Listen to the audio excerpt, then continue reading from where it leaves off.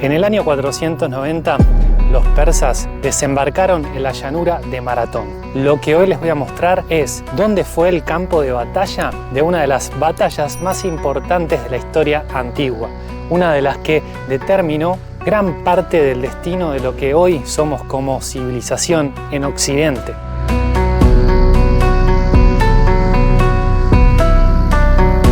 Acá, a mis espaldas, se encuentra el túmulo de los atenienses.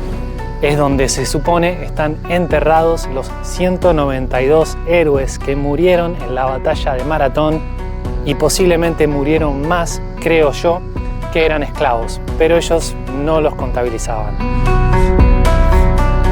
A partir de la expansión del Imperio Persa de la mano de Ciro el Grande, alrededor del 550 a.C., las ciudades griegas de las costas de Anatolia, actual Turquía, se vieron obligadas a someterse a los persas. Años posteriores, el gran rey Darío penetró en Europa conquistando Tracia y logrando la sumisión también de Macedonia.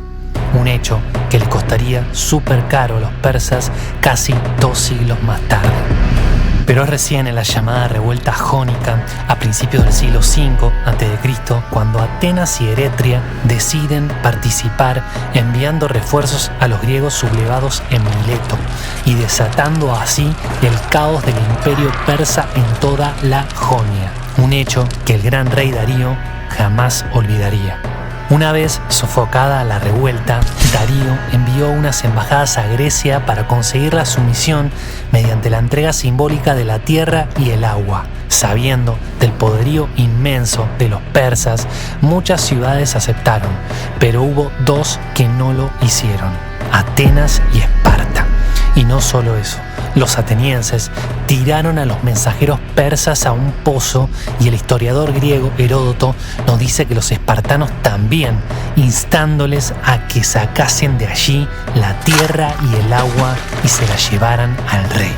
Estos hechos, totalmente inadmisibles para los persas, también denominados medos, nos llevarán a la primera batalla de las guerras médicas, inaugurando esta nueva sección del canal denominada Campos de Batallas de la Antigüedad.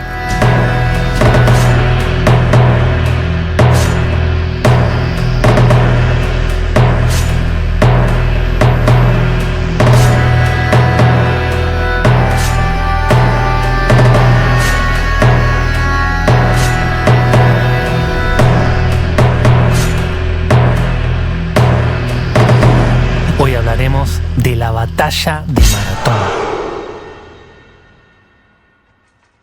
Bueno gente, hoy es otro día especial, estoy muy emocionado, voy a ir a visitar el campo de batalla de Maratón. Acá estamos ready para ir hacia la parada del bus.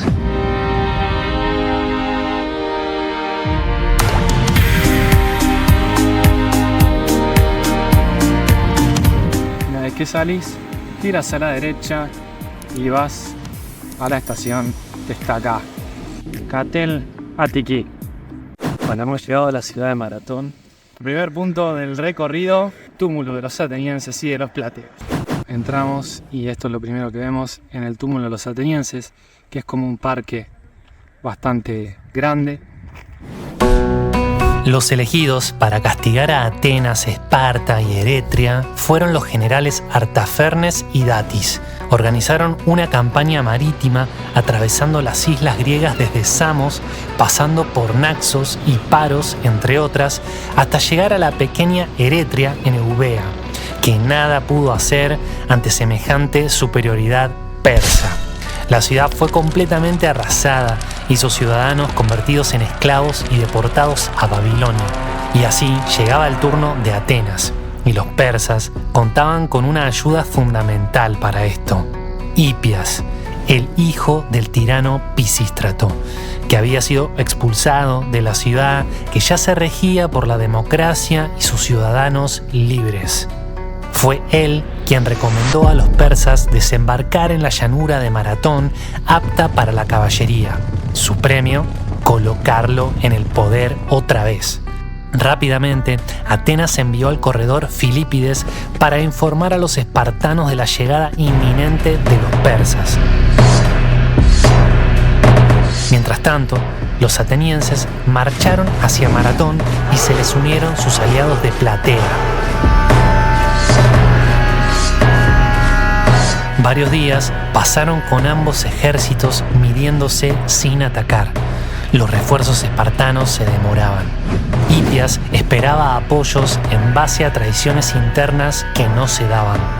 Del lado griego, eran varios generales que se turnaban el mando según el día. Entre ellos se encontraba un joven Temístocles. Fue durante el turno del estratego Milcíades, uno de los más experimentados, cuando logró que la mayoría votara por tomar la ofensiva.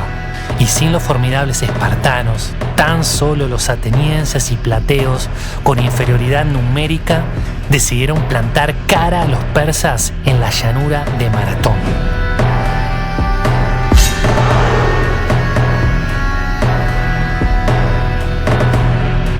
Bueno, acá en el túmulo de los atenienses tenemos un lugar en donde está todo el sector de Maratón muy bien detallado. Vemos toda la llanura de Maratón donde ocurrió la batalla, sería entre túmulos de atenienses y de los plateos, y allá está el trofeo de Maratón. Lo que podemos suponer es que los ejércitos estuvieron plantados probablemente de este lado el bando ateniense y de aquel lado el lado persa. La verdad que es difícil saberlo con seguridad, pero esa podría ser una de las opciones, según cómo ha quedado distribuida entre las tumbas y el trofeo. Según los atenienses, según los griegos, que son los que han designado esta imagen, para ellos la batalla fue como dije anteriormente, los atenienses de este lado y los persas de este lado, toda la flota de este lado. Es verdad que los atenienses estaban en desventaja numérica, si bien sabemos muy bien que pelearon 9.000 atenienses o 10.000 atenienses y 1.000 plateos, las cifras de los persas se estiman entre 20 y 30.000. Tenemos de un lado a Milcíades con varios más de parte de Atenas que se turnaban para comandar. El día de la batalla tenía el mando y fue quien diseñó la estrategia de la batalla. Además, se cree que la caballería persa no participó en esta batalla porque probablemente si hubiese participado en esta batalla, este túmulo sería muchísimo mayor. Se cree que la caballería no participó muy probablemente porque estaban embarcando de a poco al ejército para ir a atacar directo a Atenas. Recordemos que la posición de los atenienses estaba bloqueando el paso de los persas para ir camino a Atenas. Cansado de esa situación, es probable que los generales persas hayan decidido embarcar a su ejército para retomar por mar el ataque. Cuando Milcíades notó esto, es probable, todo en esto es muy probable, ya que estamos hablando de muchísimos años atrás con historiadores que cuentan cosas que son un poco confusas a veces, entonces hay que interpretar. Con lo cual podemos decir que la caballería estaría embarcada en el momento de la pelea y eso nos da otro puntito para Milcíades, que ha sido el gran héroe, el gran recordado de esta batalla. Una de las pocas veces donde la falange de hoplitas corrió hacia el enemigo. Generalmente sabemos que las falanges por su armamento y demás no podían correr porque eran justamente unidades de élite de infantería pesada, entonces no podían correr demasiado. Pues en esta batalla hubo órdenes específicas de que había que correr. ¿Por qué? Porque estaban sacudiendo flechas a mansalva. Había muchísima carga de flechas. Heródoto nos miente probablemente, y nos dice que son 1500 metros que corrieron. Es difícil de creer, pero es probable que hayan sido unos 200 metros que haya corrido la falange de hoplitas para impactar con la línea de los persas. Eso es otro detalle muy impactante y muy heroico de esta batalla que pocas veces ha sucedido en lo que tiene que ver en la lucha de infantería griega. Así que eso, sumado a la estrategia que utilizó Milcíades, es lo que hace a esta batalla como estratégicamente perfecta. Lo que hizo fue la parte del medio, de donde estaría el ejército, la hizo más delgada para poder expandirla a la línea y poder equipararla con la línea persa. Lo que hizo fue poner más soldados en los extremos, debilitando así el centro. Eso trajo consigo una cosa obvia: el centro no iba a poder aguantar, por lo tanto retrocedió. y trajo otra cosa un poquito no tan obvia, aunque si reconocemos el poderío que tenían los griegos peleando, lo podemos suponer, es que en los flancos, al tener casi igualdad de soldados, iban a poder vencer. Pues eso sucedió. Vencieron en los flancos, pero nos dice Heródoto que la parte del centro retrocedió y los flancos vencieron, con lo cual convergieron y lograron aplastar a los persas que habían quedado en el centro, ya que los flancos persas retrocedieron de la batalla. Con lo cual nos está hablando de una maniobra de pinza, de encerrar al enemigo con inferioridad numérica, y es una estrategia que se replicó tiempo después, por ejemplo, con Aníbal, uno de los más grandes estrategas militares.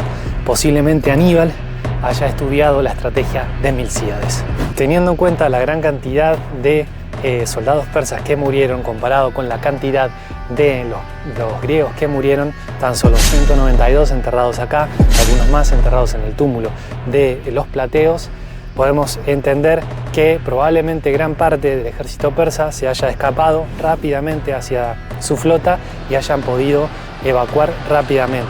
La otra parte que había quedado sin poder evacuarse es la que ha sido aniquilada, esos 6.500 en las zonas de las marismas.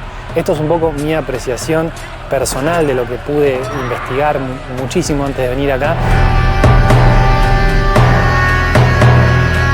Bueno, acá estamos en donde está el trofeo de la batalla de Maratón. Obviamente este trofeo es una réplica de lo que fue el trofeo original. Parte del trofeo original está en el Museo Arqueológico de Maratón. Probablemente esta haya sido la zona donde se construyó el verdadero. Fue construido probablemente en la época de Quimón, que es el hijo de Milcíades, quien construyó probablemente el trofeo de la batalla de Maratón. Acá en este punto fue donde el ejército persa comenzó a rendirse, a retirarse, y posiblemente por todos estos campos de batalla de esta parte haya sido quizás la mayor masacre de la batalla. Se habla de alrededor de 6.500 muertos del lado del bando persa, que probablemente hayan yacido por este lugar.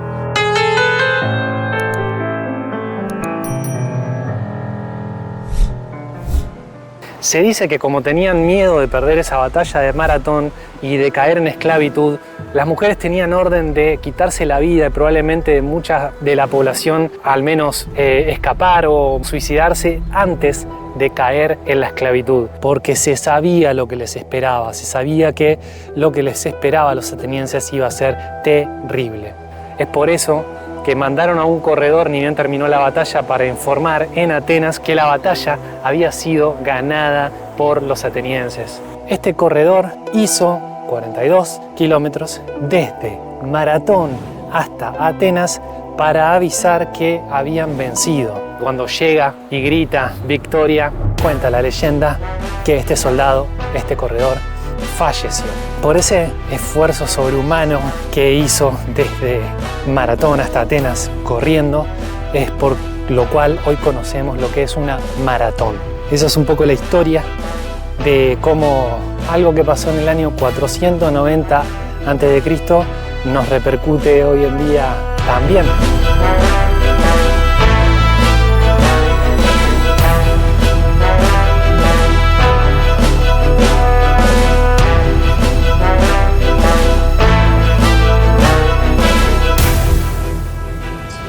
Bueno, acá estoy donde probablemente Milcíades y todos los atenienses vencedores de la batalla de Maratón se colocaron en posición en todo este sector del Pireo amurallado para esperar a los persas que estaban arribando con su flota desde Maratón hasta el puerto del Pireo, pero los atenienses llegaron antes, con Milcíades a la cabeza, todos en posición para decirles a los persas: hoy no será la invasión. Fue más adelante, como todos sabemos, pero en ese momento los persas se retiraron.